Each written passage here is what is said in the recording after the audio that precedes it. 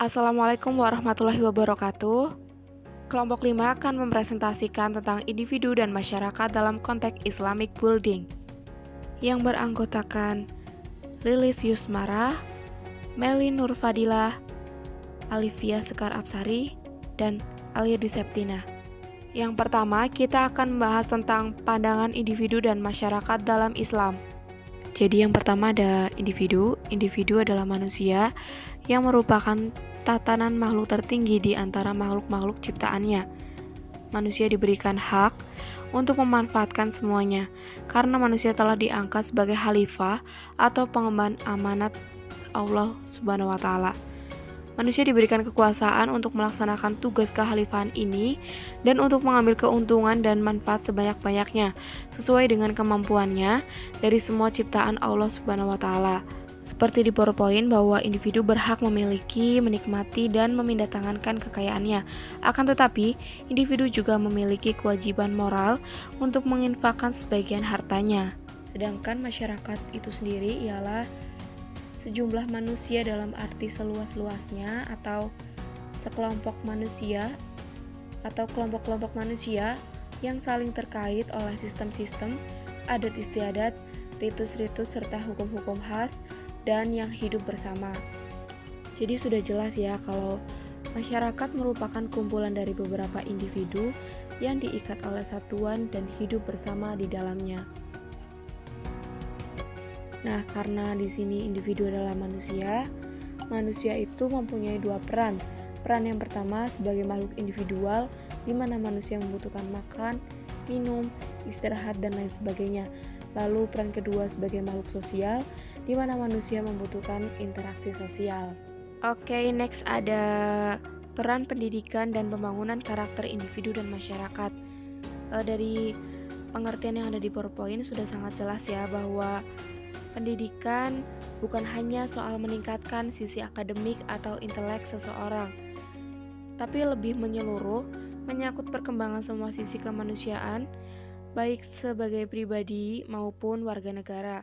Oleh karena itu, pendidikan yang hanya menekankan segi akademik jelas kurang tepat dan bahkan tidak benar, karena mengesampingkan sisi-sisi lain kepribadian seseorang.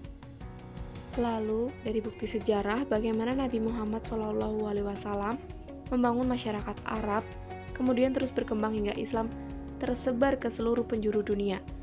Hasil kajian ini merupakan salah satu bukti bahwa Islam membangun masyarakat melalui pendidikan dan bertujuan untuk mengetahui peran-peran pendidikan Islam terhadap perubahan sosial, karena proses pendidikan merupakan salah satu yang efektif dalam membangun umat. Menurut Umar Muhammad At-Taumi Asy-Syaibani, mendefinisikan pendidikan Islam adalah proses mengubah tingkah laku individu terhadap kehidupan pribadi, masyarakat, dan alam sekitarnya, dengan cara pengajaran sebagai suatu aktivitas asasi dan sebagai profesi di antara profesi-profesi asasi dalam masyarakat. Sedangkan menurut Fadil Al-Jamali, mendefinisikan pendidikan Islam sebagai upaya mengembangkan, mendorong, serta mengajak manusia lebih maju dengan berlandaskan nilai-nilai yang tinggi dan kehidupan yang mulia, sehingga terbentuk pribadi yang lebih sempurna, baik yang berkaitan dengan akal, perasaan, maupun perbuatan.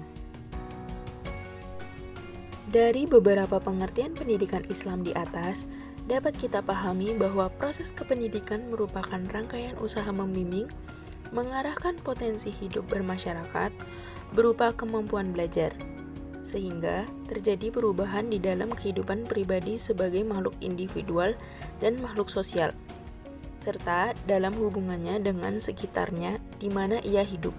Proses tersebut senantiasa dilandasi oleh nilai ideal Islam yang melahirkan norma-norma syariah dan akhlakul karimah untuk mempersiapkan kehidupan dunia akhirat. Bagi masyarakat, hakikat pendidikan sangat bermanfaat terhadap kelangsungan dan proses kemajuan hidupnya. Agar masyarakat itu dapat melanjutkan eksistensinya, maka harus diteruskan nilai-nilai, pengetahuan, keterampilan, dan bentuk tata perilaku lainnya yang diharapkan akan dimiliki oleh setiap individu. Selanjutnya, pendidikan Islam dan perubahan sosial. Pendidikan sebagai usaha sadar yang dibutuhkan untuk menyiapkan karakter manusia demi menunjang perannya di masa mendatang. Upaya pendidikan yang dilakukan suatu bangsa tentu memiliki hubungan yang sangat signifikan dengan rekayasa bangsa di masa mendatang. Karena pendidikan merupakan salah satu kebutuhan asasi manusia. Muhammad Nasir menegaskan bahwa pendidikan merupakan salah satu faktor yang ikut menentukan kehidupan manusia tersebut. Hal ini merupakan indikasi tentang urgensi pendidikan bagi kehidupan manusia, karena pendidikan itu sendiri mempunyai peran sentral dalam mendorong individu dan masyarakat untuk meningkatkan kualitas dalam segala aspek kehidupan demi mencapai kemajuan untuk menunjang perannya di masa mendatang.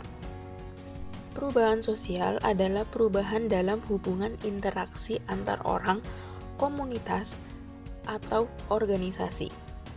Dapat menyangkut pola, nilai, dan norma atau struktur sosial.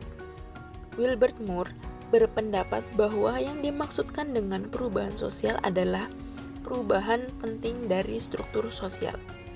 Sedangkan yang dimaksudkan dengan struktur sosial adalah pola-pola perilaku dan interaksi sosial. Kingsley Davis berpendapat bahwa perubahan sosial adalah perubahan dalam struktur dan fungsi masyarakat. Sedangkan menurut Selo Somarchen mengartikan perubahan sosial itu segala perubahan pada lembaga-lembaga dalam suatu masyarakat yang mempengaruhi sistem sosialnya, termasuk nilai, sikap, dan pola perilaku di antara kelompok-kelompok dalam masyarakat. Kemudian, perubahan sosial yang terbesar dalam sejarah abad Islam telah dibawa oleh Muhammad SAW. Melalui metode-metode yang telah dipakai, mampu mengubah pola perilaku masyarakat, seperti masyarakat yang suka berperang, membunuh, mabuk-mabukan, menjadi masyarakat yang progresif, intelektual, dan terpelajar. Semua perilaku masa lalunya hilang ketika Rasulullah mengubah sosial-kultural yang ada pada waktu itu.